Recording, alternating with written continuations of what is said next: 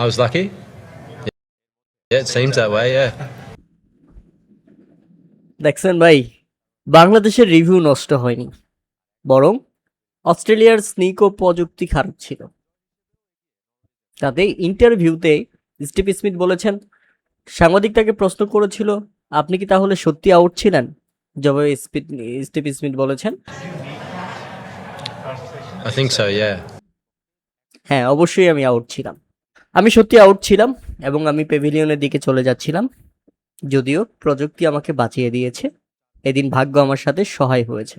বাংলাদেশের রিভিউ সঠিক ছিল। ইনিংসের ২১তম ওভারের চতুর্থ বলে ঘটনা ছিল। বাংলাদেশ রিভিউ নিয়েছিল। কুমার ধর্মসেনা আবেদনে সাড়া দেয়নি। এরপর স্নিকো টেকনোলজিতে দেখা যায় আল্টারেজে কোনো স্পাইক নেই, যে কারণে এটাকে নাকচ করে দেন আম্পায়ার। আর তখন হতাশ হয়ে যায় বাংলাদেশ। এটা আসলে কি ছিল? এত শব্দ করার পরেও আল্টারেজে কোনো স্পাইক নেই, অর্থাৎ আরও একবার বেঁচে যায় ৭ রানের মাথায় স্টিভ স্মিথ। এর আগে তো ক্যাচ মিস ছিল, ২ রানে বেঁচে গিয়েছিলেন তিনি।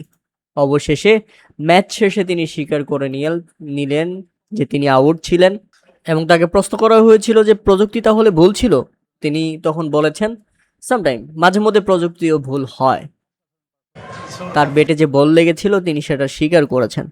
প্রিয় দর্শক, অস্ট্রেলিয়ার মতো আধুনিক প্রযুক্তিতে যদি ভুল হয় তাহলে সেটা দিন শেষে আসলে মেনে নেওয়ার মতো না। তবে যাই হোক, বাংলাদেশ অস্ট্রেলিয়ার বিপক্ষে দারুণ খেলেছে।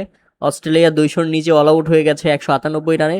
বাংলাদেশ ৯৬ রানে ব্যাটিং করছে ১ উইকেট হারিয়ে।